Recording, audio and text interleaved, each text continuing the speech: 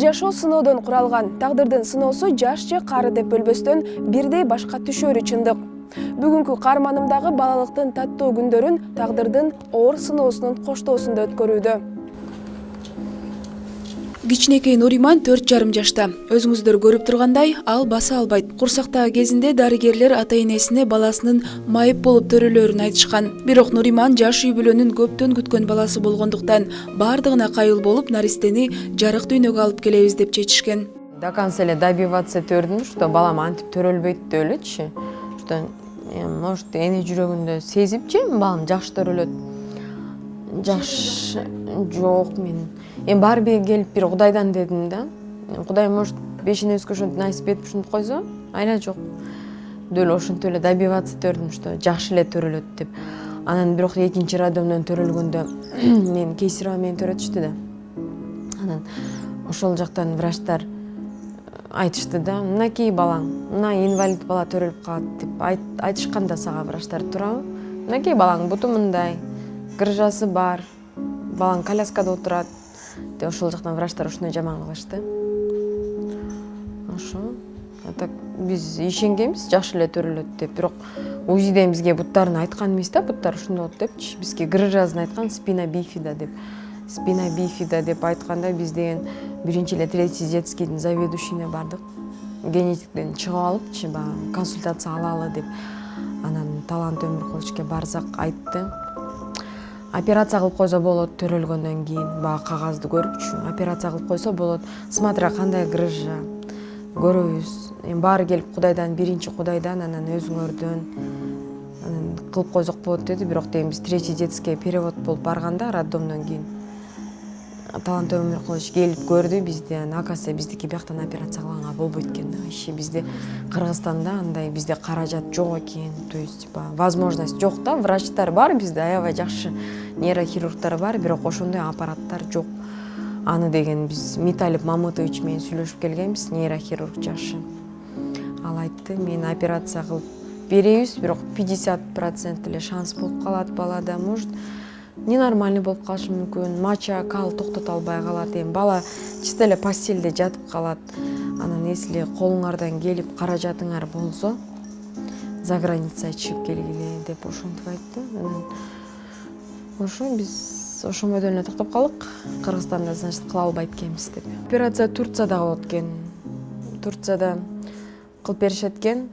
Аяктан бизде грыжаны эле удалять этишет да. Бизде грыжа болуп атпайбы? Ошо грыжа үчүн баланын буттары өспөй, өйдө жагы эле мээзи эле өсөт да, мунун денеси өспөй калган да. Өзү деген мен даже көтөрүп бир жакта жүрсөм таң кала беришет да, сүйлөсөчү. Ай канчада бул балаңыз депчи. Анан ушундай 4тө десем, аябай эмне кичинекей эмне, даже кээ бирлер лилипутпу деп да сурашат да, ушундай күйөөңүз ушундайбы депчи.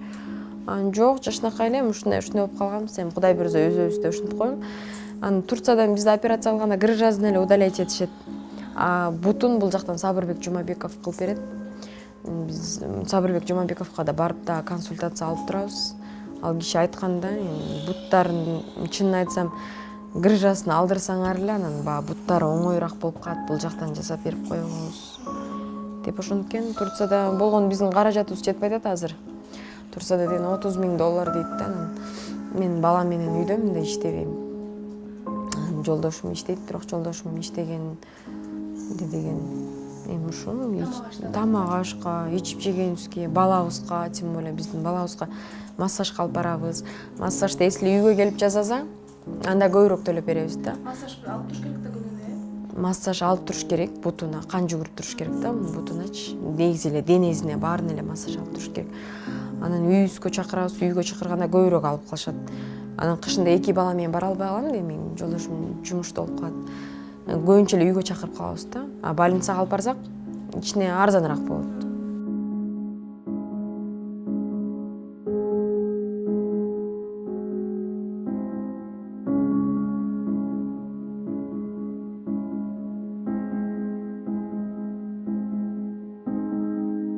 Кыргыз элине кайрылып кетет элем.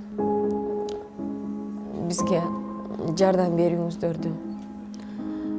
Балам бутуна туруп кетет деген ишенич менен эле жашап келгем. Дагы деле ошондоймун да.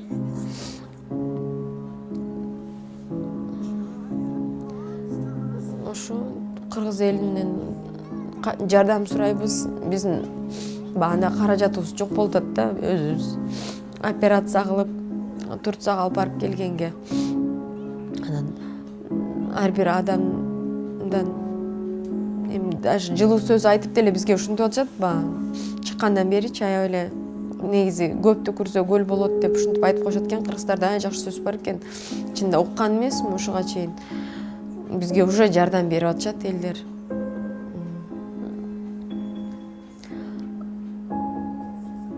Эми үмүтүм чоң да, балам басып кетет деген. Келбесе. Бияка келесиң. Чоң десе. Көз массаж кылалы. Көрсөтөлүп. Не балам? Бутуңду чечип, кийимдерин өзү чече албайт. Кергүстө апа өзүм чечем деп ушинтип калат да. Өзү чече албайт да, бирок аракет кылат. Чечем деп, бирок чече албайт.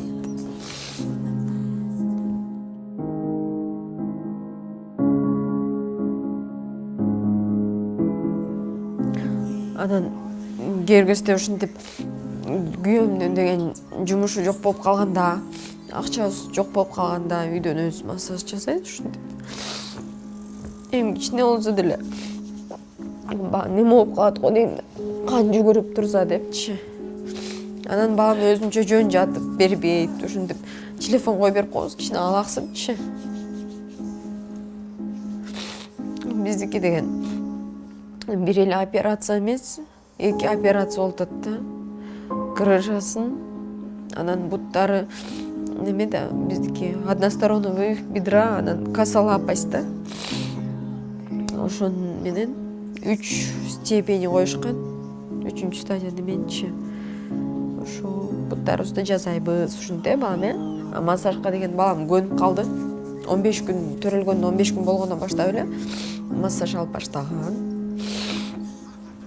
Анан ушинтип экөөбүз массаж жасайбыз. Буту дагы бул жагы контрактура болуп калган да биздики. Бул жагын көбүрөөк ушалайбыз. Анан деген, давай балам, буга бияка поворачивайся. Анан грыжасына биз вообще тийбейбиз да, грыжабыз биздики кичинекей болчу грыжабыз. Анан улам баланын жашы өскөн сайын грыжасы чоңоюп келатат да. Биз кичине жаңы төрөлгөндө кичине эле болчу да. Бирок ушундай эле болчу. Бирок деген өзү мындай кичинекей болчу. Азыр чоңойгон сайын чоңоюп кетип атат. Анан грыжасы деген биз баламды ыйлатпаганга аракет кылабыз да, баардык каприздерин көтөрүпчү. Антпесек деген грыжасы аябай чоңоюп кетти да, мындай болуп чыгыпчы. Анан көбүнчө эмнеден кыйналат балам? Уже чоңоюп сүйлөгөндөн баштап шым кийгенде эмтөрөт да, апа кызып койду, грыжам ооруп кетти. Грыжам болбогондо мен деген чуркап кетмекмин апа уже деп ошонолорду айтат. Эми өзү менен тең балдар деле бар да, туугандарыбыз. Ошолорду көргөндө балам чогуу бир жака барып ушинтип калганда тигилер чурка ойноп жүрсө бул отура берет да ушинтипчи. Анан буну деген көңүлү калып калбасын деп болгон эле телефон коюп берип коебуз. Ошо. Балам. Нуримандын буту баса албаганы менен жараткан бардык күчтү колуна берген. Эч кимдин жардамысыз колу менен таянып, столго өзү отура алат. Анын столго таянып туруп, бир бутум жерге жетпейт дегенин угуп, жүрөгүбүз ооруду. Кайсы бутуң жетпейт? Жан. Эми адамдар ар кандай да. Кээ бир адамдар ойлошот экен. Жашынакай эле үйү бар экен, анан эмне жардам сурап атат деп. Эми чынында өзүбүздүн үйүбүз туруп, адамдардан ошондой байлыгым болуп, жетишкен жашоодо жашап ушинтсем, адамдардан жардам сурабайт деле болчумун да, чынындачы. Анан биз деген съемный квартирада турабыз. Анткени балама деген аябай особый уход керек деп атпаймынбы? Балам жылуу жүрүш керек да, бутуна сыз өтпөш керек. Ошондуктан бул жакты квартираны снимать этебиз, снимать этип жашайбыз. Даже бизде деген болуп калат. Иногда квартирабызга да жетпей калат да. баягы хозяйкага вовремя бере албай калган убактарыбыз болот. Балалык таанып билүүнүн, таттуу кыялдын, баяолуктун, кызыктуу окуяларга бай күндөрдүн убагы. Ар бир бала кайталангыс, жеке инсан. Алар бактылуу болууга укуктуу. Нуримандын ата-энеси аны турган турпаты менен кабыл алып, мээримин төгүп келишет. Биз дагы кичинекейдин акылдуулугуна, зиректигине дагы бир жолу ыраазы болуп кайттык. Нуриманга жардам берүүнү каалагандар төмөндөгү реквизиттер аркылуу байланышса болот.